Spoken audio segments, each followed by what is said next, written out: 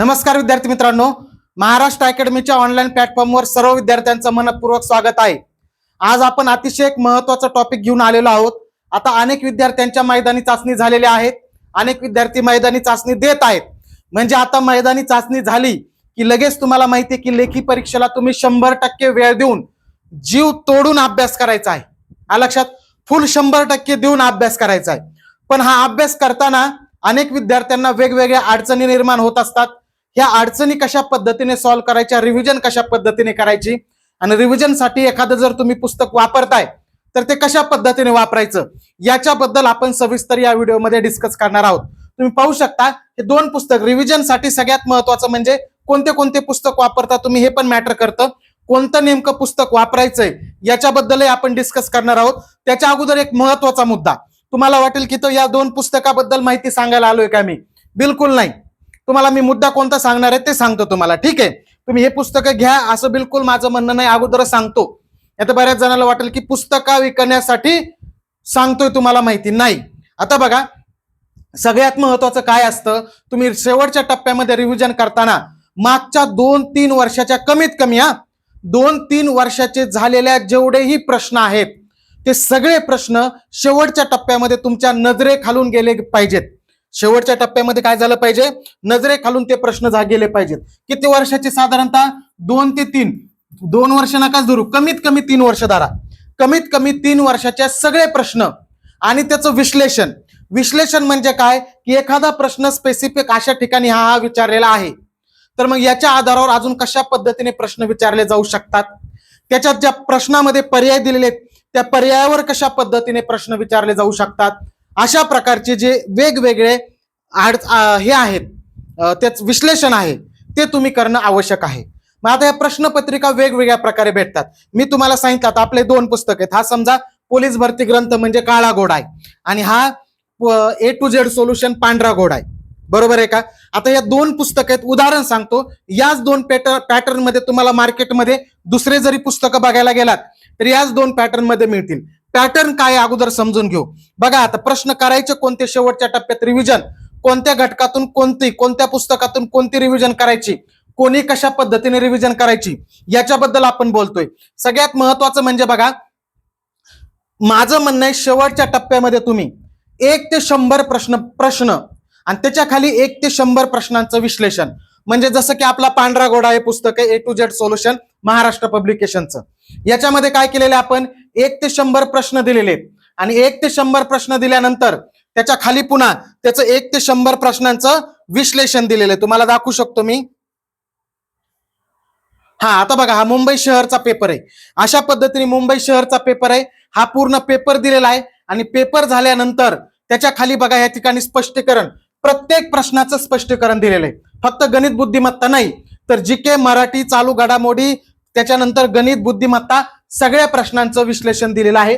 Plus चालू घडामोडी ज्याचे जे प्रश्न तेव्हा विचारले होते तेव्हाच विश्लेषण दिलं आहे, त्या रिलेटेड सध्या जे चालू घडामोडी घडलेल्या आहेत त्याचं विश्लेषण याच्यामध्ये दिलेलं आहे। अशा पद्धतीने 1 ते 100 प्रश्न असणाऱ्या सगळ्या जणांनी, बघा सगळ्या जणांनी रिव्हिजन मध्ये काय करायचं सांगतो तुम्हाला। 1 ते 100 प्रश्न आणि 1 ते 100 प्रश्नाखाली त्या प्रत्येक प्रश्नाचं विश्लेषण। समजा तुम्हाला अभ्यासाला वेळ भरपूरच आहे, तुम्हाला शॉर्टकट नकोच आहे, तर तुम्ही एक करू शकता, स्वतःही प्रश्नाचं विश्लेषण करू शकता। पण इकडे लक्ष द्या, तुम्ही काय करता, शेवटच्या टप्प्यात भरपूर मोठ्या प्रमाणावर टेस्ट सिरीज सोडवत असता। माझं हे म्हणणं आहे की टेस्ट सिरीज सोडवा तुम्ही, पण टेस्ट सिरीजच्या अगोदर मागच्या 3 वर्षाच्या प्रश्नपत्रिका याच टेस्ट सिरीज म्हणून सोडवा ना। लक्षात येतंय, सरकारची टेस्ट सिरीज आहे ती आपल्याला, लक्षात येतंय ना, त्या सोडवा, त्याचं विश्लेषण करा। विश्लेषण करायसाठी तुमच्याकडे कमी वेळ असेल तर असं आयता, जसं आपले पांढरा घोडा पुस्तक आहे की आयतं, फक्त एक लक्षात ठेवा, पुस्तक निवडताना कंपॅरिझन करून बघा की बाबा 1 ते 100 प्रश्न त्याला विश्लेषण कोणत्या पुस्तकाचं चांगलं दिलेलं आहे, कोणत्या पुस्तकाचं व्यवस्थित दिलेलं आहे ते तपासा। प्रत्येक प्रश्नाचं विश्लेषण कोणत्या पुस्तकामध्ये आहे याच्याबद्दलची तपासणी करा, आणि मग पुढे जा पुस्तक निवडताना। पण प्रत्येकाने मागच्या 3 वर्षाच्या प्रश्नपत्रिका 1 ते 100 प्रश्न आणि त्याचं विश्लेषण असा सराव अगोदर करून टाकायचा आहे। 2-3 वर्षाचा प्रत्येक प्रश्न तुमचा पाठ असला पाहिजे, एवढा कॉन्फिडन्स तुमच्यामध्ये पाहिजे। तुम्ही कसाही पेपर काढू द्या तुमच्या जिल्ह्याचा किंवा तुम्ही जिथं आयुक्तालयात फॉर्म भरलाय तिथला, तुम्हाला प्रश्न टॅकल होणार, लक्षात ठेवा। कारण ज्यावेळेस तुम्ही विश्लेषण करत असता अगोदर झालेल्या प्रश्नपत्रिकांचं आणि अगोदर झालेले सगळे प्रश्न हे तुमच्या नजरेखालून गेलेले असतात, त्यावेळेस काय होतं तर तुमचे लॉजिक जे आहे प्रश्न सोडवण्याचं हे स्ट्रॉंग होत जातं. लॉजिक जे आहे ते काय होतं स्ट्रॉंग होत जातं. लक्षात ठेवा. त्याच्यामुळं याला कोणीही टाळायचं नाही. ज्याला वाटतंय मला यावर्षी कोणत्याही परिस्थितीमध्ये आता वर्दी पाहिजेच, त्यांनी शेवटच्या टप्प्यात 2-2, 3-3, 4-4 प्रश्नपत्रिका सोडवा, पण जास्तीत जास्त प्रश्नपत्रिका सोडवा. प्रश्नपत्रिकामुळे तुम्ही एक तर टाइम लावून प्रश्नपत्रिका सोडवली तर तुमचा सराव होतो. तुमच्या अशा पद्धतीने प्रश्न असतील, विश्लेषण असेल तर त्या विश्लेषणाच्या माध्यमातून आणखी 4 गोष्टी माहिती होतात.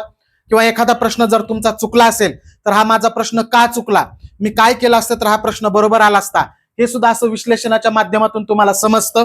त्याच्यामुळे तुमचा फायदा होतो. लक्षात येते. आणि हे प्रश्न अधिकृत आहेत, सरकारचे प्रश्न येथे लक्षात. टेस्ट सिरीज पेक्षाही दर्जेदार आहेत हे प्रश्न. कोणत्याही टेस्ट सिरीज पेक्षा मागच्या झालेल्या प्रश्नपत्रिका आहे कितीतरी पटीने भारी.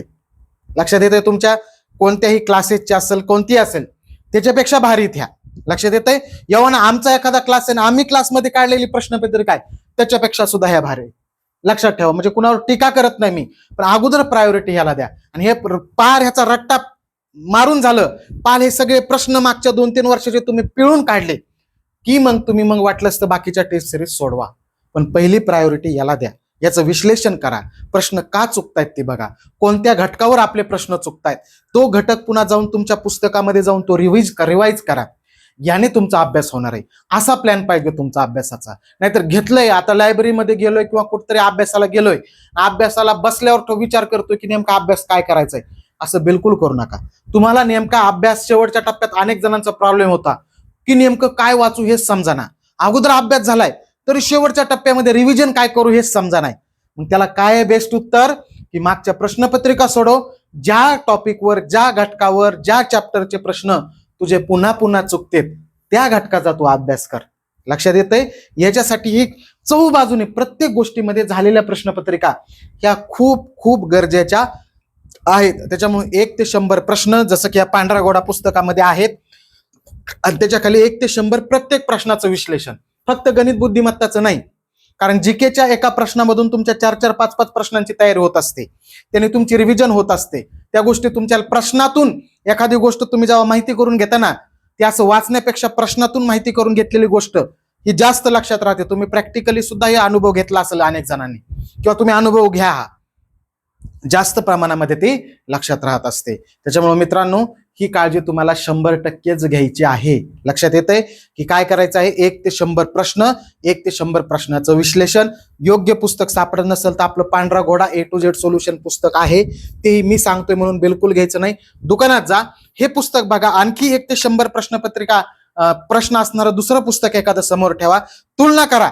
सगळे प्रश्न विश्लेषण कोणामध्ये केलेलं आहे, प्रश्नपत्रिका सगळ्या कोणामध्ये आहेत आणि ते पुस्तक निवडा. पण प्रत्येकाने हे तर प्रिपरेशन करायचंच आहे. आता प्रश्नपत्रिका फक्त सोडवण्यापेक्षा विश्लेषण जर ऐकत असेल तर शेवटच्या टप्प्यामध्ये तुमचा विश्लेषण करण्याचा थोडासा वेळ वाचतो. आणि याच्यामध्ये डिटेलमध्ये विश्लेषण नाहीये, थोडक्यात विश्लेषण आहे. म्हणजे तुम्हाला विश्लेषण वाचायचं म्हणलं की दिवस जाणार नाही. पुन्हा एका तासात प्रश्नपत्रिका सोडवली की पुढच्या तासामध्ये, एका 1.5 तासात प्रश्नपत्रिका सोडवली की पुढच्या तासाभरामध्ये तुम्ही विश्लेषण वाचून रिकाम होत असता रिव्हिजन करताना. कारण की पहिल्याच बऱ्याच गोष्टी तुम्हाला माहिती असतात. म्हणजे विश्लेषणामधून ज्या गोष्टी माहित नाहीत तेवढ्याच गोष्टी तुम्हाला माहिती करून घ्यायच्या असतात. त्यामुळे ते विश्लेषण वाचायला जास्त वेळ लागत नाही, हे लक्षात ठेवा. अशा पद्धतीने आहे. आता बघा, याच्याबरोबर दुसरा पॅटर्न असतो, जसं की आपलं हे काळा घोडा हे पुस्तक आहे. या प्रकारचे प्रश्नसंच असतो. म्हणजे 2 प्रकारचे प्रश्नसंच असतात.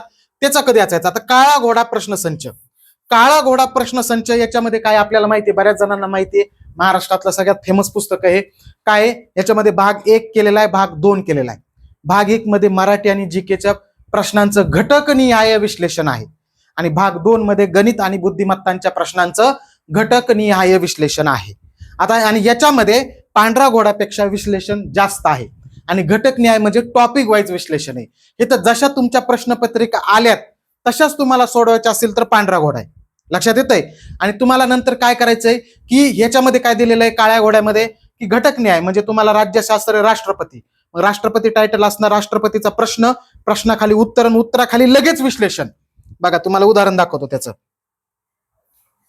म्हणजे तुमच्या आणखी जास्त लक्षात येईल.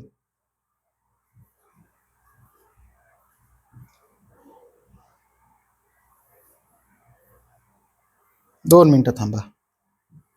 हा, इथं बघा, पोलीस पोलीस प्रशासन. बघा इथं पोलिसाचा प्रश्न दिलेला, इथं आलेला विचारलेला चालक 2024चा प्रश्न, त्याच्या खाली उत्तर दिलं आणि त्याचं विश्लेषण दिलेलं आहे. आणि या पुस्तकामधलं जे विश्लेषण आहे हे जास्त डिटेलमध्ये दिलेलं आहे. विश्लेषण कसं याचं, डिटेलमध्ये. अनेक विद्यार्थी आम्हाला विचारतात की पांढरा घोडा आणि काळा घोड्यामध्ये फरक काय. याच्यामध्ये विश्लेषण दिलेलं आहे, पण विश्लेषण याचं डिटेलमध्ये दिलेलं आहे. बघा तुम्ही, एवढं मोठं मोठं विश्लेषण आहे. मग हे शेवटच्या टप्प्यामध्ये तुम्ही सगळं पुस्तक रेफर करू शकता का, तेवढा वेळ नाहीये तुमच्याकडं. तुम्ही प्रायोरिटीने प्रश्नपत्रिका त्याचं विश्लेषण करायचंय.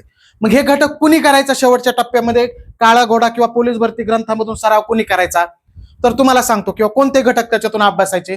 तुम्हाला वाटतंय की मला काय होतंय, महान्यायवादी आणि महाधिवक्ता याचे प्रश्न माझे सारखे चुकतायत, मग तुम्ही काय करा, काळा घोडा म्हणजे पोलीस भरती ग्रंथामध्ये महान्यायवादी आणि महाधिवक्त्याचे सगळे प्रश्न त्याचं विश्लेषण वाचून काढा क्रमाने. जे अवघड जात आहेत तेवढेच घटक, कारण ह्याला वेळ जास्त लागणार आहे आणि घटक निहाय, विषय निहाय, तुम्हाला तर टेस्ट टाइम डाऊन देता येणार नाहीये. लक्षात येत आहे. त्याच्यामुळं सगळा सरसकट करायचं नाही. शेवटच्या टप्प्यामध्ये रिव्हिजनसाठी जो घटक तुम्हाला अवघड जातोय, तुम्हाला वाटतं विज्ञानामध्ये माझा एक स्पेसिफिक घटक अवघड जातोय, विज्ञानचेच पोलीस भरती ग्रंथवाले जो चॅप्टर अवघड जातोय त्या चॅप्टरचे सगळे प्रश्न, त्याच्या खालचं डिटेलमध्ये विश्लेषण त्यांनीच अभ्यासायचंय.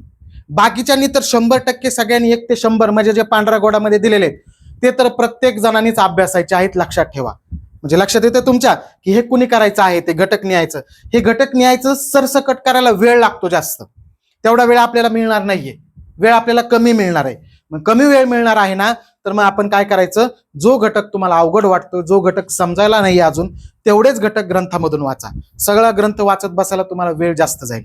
गणित बुद्धिमत्तामध्ये सुद्धा तसंच. ज्या टॉपिकवरचे प्रश्न माझे पुन्हा चुकते तेच प्रश्न जा सोडवा, प्रॅक्टिस करा, कारण तिथे एकाच चॅप्टरचे प्रश्न आहेत. म्हणजे प्रॅक्टिस करण्यासाठी म्हणलं तर मग ही आहे. आणि शेवटच्या टप्प्यातले रिव्हिजन आणि तुमचा अभ्यास किती झाला हे पाहण्यासाठी काय, पांढरा घोडा आहे. समजलं. ह्या दोन्ही मधला फरक समजून घ्या. लक्षात. हे सुद्धा पुस्तक घेताना तुम्हाला आता मी म्हणणार नाही की हेच घ्या फक्त पोलीस भरती ग्रंथच महाराष्ट्र पब्लिकेशनचा. असा जर तुम्हाला रिव्हिजन काही टॉपिकची करायची स्पेसिफिक, तर दुकानात जा आणि घटक न्याय प्रश्न असणारे पुस्तकं समोर ठेवा आणि त्याच्यापैकी जे ह्याच्यापेक्षा दुसरं जर चांगलं वाटतंय तर दुसरं घ्यायचं. या पांढऱ्या घोड्यापेक्षा दुसरं चांगलं पुस्तक वाटतंय दुसरं घ्यायचं. बिलकुल बर्डन नाहीये. तुम्हाला वाटलं पाहिजे की हे पुस्तक चांगलं आहे तरच खरेदी करायचं. तुम्हाला जर वाटत नाही चांगलंय, बिलकुल खरेदी करू नका. हा महत्वाचा याच्यामधला घटक आहे. अशा पद्धतीने महत्वाचे 2 बदल आहेत. म्हणजे A to Z सोल्युशन म्हणजे पांढऱ्या घोडामध्ये ते सगळ्यांनीच करा. माझी रिक्वेस्ट आहे, ते प्रत्येकानेच करा. पोलीस भरती ग्रंथ शेवटच्या टप्प्यात प्रत्येकाने करायची गरज नाही. पोलीस भरती ग्रंथ प्रत्येकाने कधी करायचं माहितीये का, प्रत्येक टॉपिक नवीन पोलीस भरतीला आता सुरुवात केलेली मी, म्हणजे नवीन म्हणजे टाइम आहे अजून 5-6 महिने वेळ, त्यावेळेस करायचंय. मग ग्रंथामधून काय करायचंय, फक्त रिव्हिजन म्हणून जे घटक तुम्हाला, जे चॅप्टर, जे टॉपिक अवघड जात आहेत तेवढ्या टॉपिकचे प्रश्न करायचे आहेत. कशामधून, ग्रंथामधून. आणि पांढऱ्या घोड्यामधून सगळ्याच प्रश्नपत्रिका तुम्हाला सोडवायच्यात. सगळ्याच प्रश्नपत्रिकेचं विश्लेषण हे तुम्हाला पाहायचंय. प्लस काळ्या घोडा जो आहे आपला म्हणजे पोलीस भरती ग्रंथ, याच्यामध्ये फक्त 3 वर्षाच्या प्रश्नपत्रिकेचेच प्रश्न नाही दिलेले, मागचे बरेच वर्षाचे आलेले प्रश्न हे सुद्धा दिलेले आहेत आणि याच्यामध्ये 3 वर्षाच्या प्रश्नपत्रिका आहेत. अशा पद्धतीने आहे. दोन्ही अभ्यासताना कोणता पुस्तक अभ्यासायचं याच्याबद्दलचे तुमचं कन्फ्युजन आता दूर झालेलं असेल. तरी आणखी काही तुमच्या मनामध्ये प्रश्न असतील तर कमेंटमध्ये नक्की विचारा. तुमचा प्रत्येक प्रश्नाचं त्या ठिकाणी उत्तर तुम्हाला दिलं जाईल. किंवा लईच महत्वाचा प्रश्न असेल तर असाच पुन्हा डबल एखादा व्हिडिओ घेऊन तुमच्या समोर येईल. ठीक आहे. धन्यवाद. थांबूया इथेच.